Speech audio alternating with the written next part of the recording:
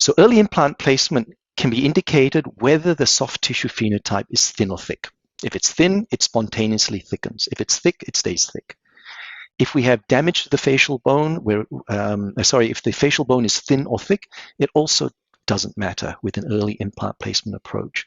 And it also doesn't matter whether the facial bone is intact or damaged, because the protocol allows for grafting over the surface of whatever remaining bone there is on the facial aspect of the ridge. So it's completely reconstructed.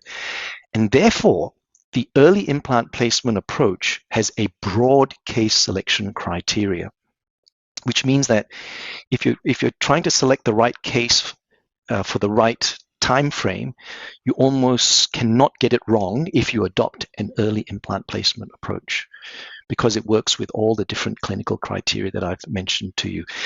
And from my perspective, then, early implant placement, we should regard this as the default option when it comes to the timing of implant placement for replacement of teeth in the maxillary anterior region.